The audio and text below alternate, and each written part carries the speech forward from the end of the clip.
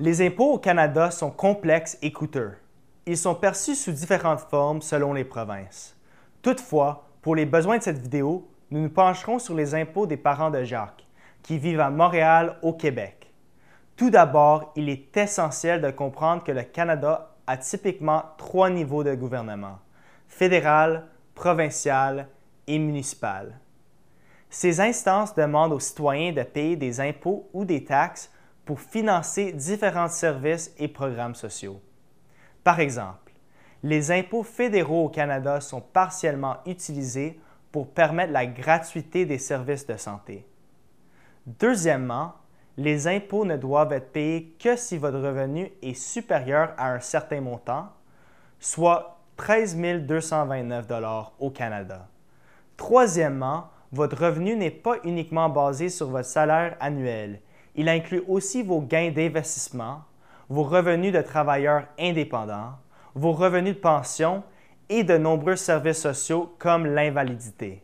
Enfin, pour mieux comprendre comment les parents de Jacques sont imposés, faisons un petit exercice.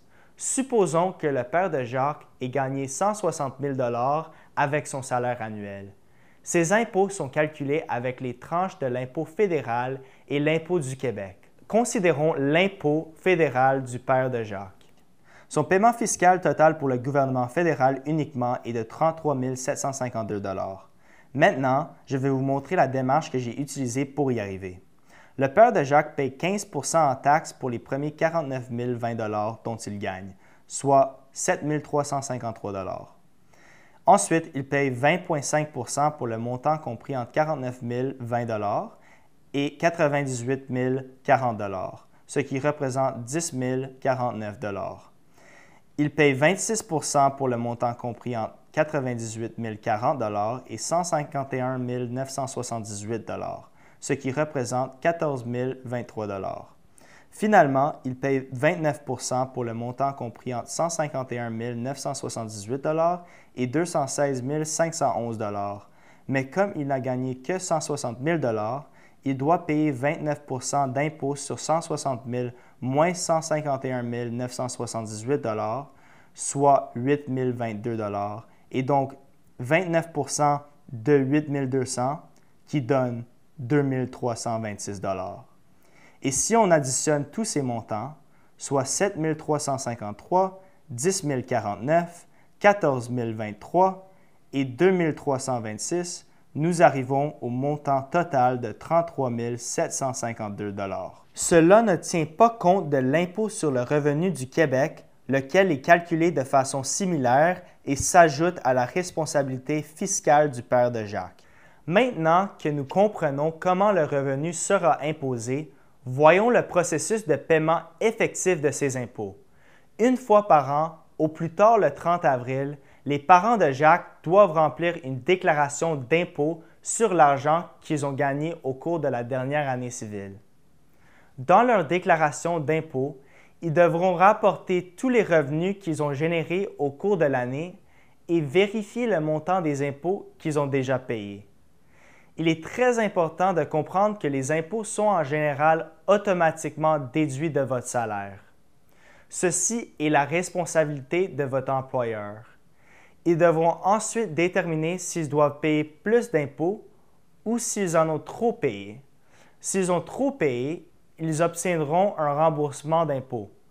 S'ils en doivent, ils devront faire un paiement au gouvernement concerné. Cela dit, personne n'aime payer de lourds impôts. Une question peut donc se poser. Y a-t-il quelque chose sur lequel nous ne sommes pas imposés? La réponse est oui. Vous n'êtes pas imposé sur un compte d'épargne libre d'impôts, CELI. Il s'agit d'un compte que vous pouvez ouvrir dès l'âge de 18 ans et qui vous permet de ne pas être imposé sur vos gains de placement. Plus précisément, chaque année, vous êtes autorisé à ajouter 6 000 $ à ce compte et tout l'argent que vous gagnez sera exempt d'impôts. Évidemment, les gains d'investissement ne peuvent pas être retirés de ce compte. Un autre moyen très populaire d'épargner de l'argent à l'abri de l'impôt est le compte enregistré d'épargne retraite ou REER en abrégé. Comme nous l'avons dit précédemment, les impôts sont basés sur votre revenu annuel. Par conséquent, si votre revenu diminue, vous payez moins d'impôts. C'est la raison d'être d'un compte REER. C'est un compte où vous pouvez déposer un montant d'argent calculé par le gouvernement. Ce calcul est basé sur les revenus passés et tout l'argent qui est déposé est déductible de vos revenus, donc non imposable. Cela diminue votre revenu annuel et réduit potentiellement les impôts que vous payez pour l'année. En outre, les fonds du REER sont ce qu'on appelle fiscalement avantageux. Cela signifie que les gains d'investissement dans le compte ne sont pas imposés tant qu'ils restent dans le compte. En revanche, les fonds retirés du compte sont imposés. Enfin, il est important de noter qu'il existe de nombreuses autres formes d'impôts. Par exemple, il y a des taxes municipales que vous payez pour avoir une maison dans votre ville, une taxe de bienvenue lorsque vous achetez une maison, des taxes sur l'achat de produits courants, taxes sur les produits et les services de 15,5 % au total pour les citoyens du Québec, et bien d'autres encore.